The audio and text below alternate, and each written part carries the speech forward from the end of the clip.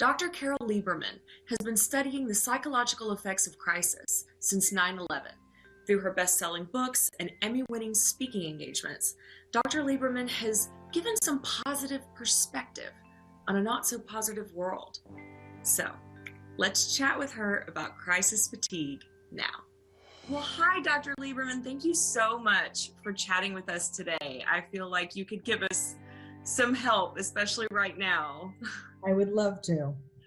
Good, good. So you have had a lot of experience, obviously, in the mental health realm, and that is your work, and you've ranged from everything from forensic psychiatry to just, normal psychiatry with mental health and those kinds of things. And something that you have brought up recently is crisis fatigue. And I'd like to kind of touch on that because here we are in the holiday season. We're supposed to be all cheery and merry, and it's a little tougher this year. So can you just tell us exactly what crisis fatigue is and how do we know if we have it? Well, crisis fatigue is essentially suffering one trauma or one crisis after the other without having time in between to take a breath or to heal. Certainly, we can all relate to that because we have had COVID, we have had riots, we've had lockdown, things related to COVID, lockdowns, school closures, economic problems, and now the holidays. The holidays themselves actually bring not necessarily a crisis, but we certainly are under a lot of stress during the holidays. Okay, definitely. It has been one thing after another, that is for sure. And I like that what you said was without having the time to heal. So that makes it a little bit different than just like a traumatic experience, like a one-off. Yes, exactly. Okay. So you haven't healed and you go in that state, in that somewhat injured, wounded, let's say, state, onto the next crisis. Oh, wow. And that makes it harder. Yes, it does make it so much harder. I know that for me, I feel like I've kind of gotten used to things, but it kind of slips out. Like I'll notice that I'm stressed a little bit more when I'm doing specific things. And then it'll be like, wow, I just lost it right there. Yeah. So speaking of that, what are some of the symptoms? Like you said, I think you have 10 symptoms and 10 solutions. Let's touch on all of them if we can. Okay. First one, and we realize this one when we wake up in the morning, we don't feel rested no matter how many hours of sleep we get, and many of us aren't able to sleep that much, but we still feel overwhelmed and exhausted when we wake up. And then feeling emotional numbness. That's where we're numb.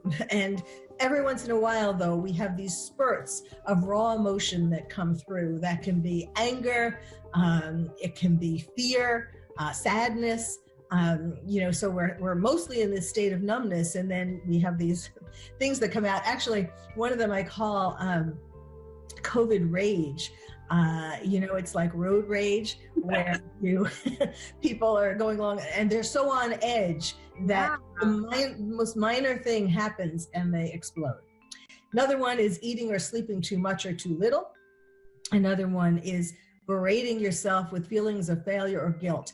Now, that is because, many of us are very ambitious, we're like little hamsters in the wheel, right? And now we're kind of locked in our cage. Right. So we blame ourselves, we're angry at ourselves for that. And then a feeling of helplessness, which is part of that even if we think of things that we want to do, projects and so on, the more this goes on, the more we feel helpless. Like, do we really want to do that? Do we really have the energy to do that? Another thing is nightmares, dreams and nightmares that symbolize what we're dealing with. So, for example, we could have nightmares about being chased by animals, which could be like symbolize the COVID virus, coronavirus. Self-destructive behavior. This is really bad. It's really impacting a lot of us with eating too much comfort food, drinking too much, sometimes taking drugs, and not necessarily, street drugs, sitting in the street with heroin, but going to asking a doctor for too easily, getting drugs like to sleep, drugs to anti-anxiety drugs. Those are addicting. And it's not worth it. I'm going to give you other solutions. It's not worth it to get addicted to these drugs. And then when coronavirus is over, then we're left with an addiction. Yeah. Another sign is pessimism, and of course that is helped by the fact that we keep hearing gloom and doom every day. Now we can't do this, now we can't do that. It's just a parade of what we can't do. Fear that we're not going to be able to survive, that especially the more we see the death tolls mount and so on.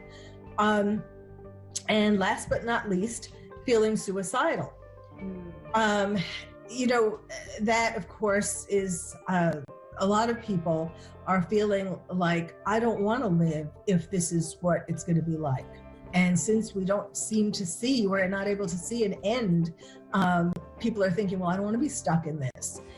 And whether it's on a political basis or just on, being locked up in your house, not being able to do things, there are a lot of people who are thinking that there's no point. Also, we've seen pictures of people dying from COVID, and it's such a lonely death that some people are thinking, I would rather take control of it myself than to have that kind of a death. So that obviously is something that we need to look out for in terms of not only ourselves, but for other people. Yes, definitely. My goodness, I feel like I could probably check off about maybe 7 or 8 of those. It's funny as you were going down the list, and I'm glad you touched on the nightmare thing because I'm very affected by my dreams. This is just a quick little thing, but even last night I dreamt that I was around a bunch of people and I couldn't find my mask, and I was freaking out in my dream. It was like pretty much all my dreams now have people with masks on, and when I don't have like that, I woke up and I was like, where's my mask? Yes. Yes, there are some dreams, people are having some dreams or nightmares where there are actual things, symbols, not just symbols like wild animals, but like actual, masks or other things that we actually relate more directly to COVID. Do you want me to interpret that? I studied with Anna Freud, so I'll be happy to. Besides the obvious, that it relates to coronavirus, it actually represents more of a fear of how vulnerable you are. That if you don't have something to protect you, that you're going to be really vulnerable. Oh, wow. Ooh, thank you. We might have to talk off camera a lot. So how do we help ourselves with those? If someone out there is like me, who's like, wow, I'm checking off more than I would like to on that list. Well, I have come up with an anagram to help people remember the things that they need to do, because this is one of the things I have been so frustrated with the messages that have been coming out, which are all these gloom and doom messages, which are all these instilling fear. And the thing is that these kinds of messages stress us out, obviously, and what stress does is weaken our immune system. So listening to all of this, and it's been getting worse and worse, all these things that we shouldn't do. Yeah. That is weakening our immune system. So instead, we need to switch to something that will strengthen our immune system and is positive and will really, really protect us. And that is, the anagram is heal myself. Okay. H is for healthy, nutritious food.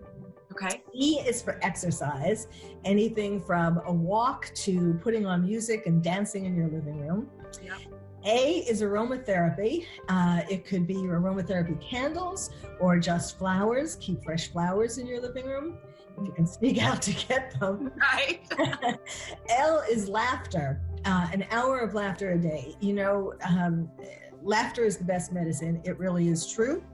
And there are ways that you can get at least an hour of laughter a day, whether it's sitting with your kids watching cartoons, watching romantic comedies on television or other kinds of sitcoms on television, movies, or even just Googling jokes. Everybody can do that. Right. So that's heal, Heal. Then myself, meditation or calming music. Why? Your choice of vitamins or supplements, to boost the immune system. Sleep, 8 hours a day, a night.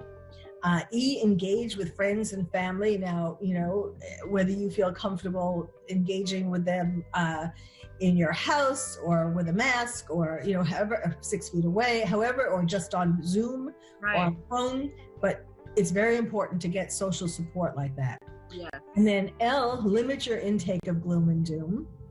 And F, follow your passion. That is super important. It brings us so much hope and courage and pleasure to just follow your passion. That could be anything. It could be, for me, it's riding my horse. Fortunately, we've been able to do that. But it could be anything, writing. We want to write the best American novel, cleaning out your closets. If your passion is making your house neat during this time, whatever, it doesn't matter, whatever it is that makes you feel good. So that's it. Heal myself and not, be a victim of all of these dire predictions. Right. That I love that you have an acronym for it. It will be easy to understand. We can write it down. I'll stick it on my mirror in the bathroom or on the refrigerator. Those little things. And these are all doable things that we can do. We don't have to wait on someone else to do it for us. We can do it ourselves. Exactly. That's, that kind of goes back to the helplessness. We have been made to feel helpless. Like, of course, coronavirus, COVID is such a big, overwhelming, scary thing that we feel like we don't really have the ability to do anything to prevent ourselves from getting sick, but we do. We have to get out of that mindset of being helpless. I love it. Well, this has been incredibly encouraging, especially coming into the holidays.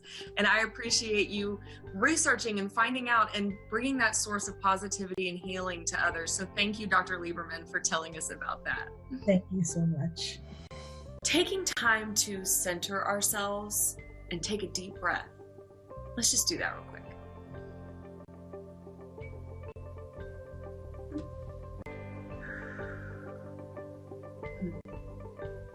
Those are the positive ways we're going to get through this holiday season.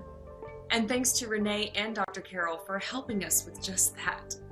So, as always, remember, a healthy life starts with inspiration. So let's be there to inspire each other. And I'll see you next time on Morning Beats.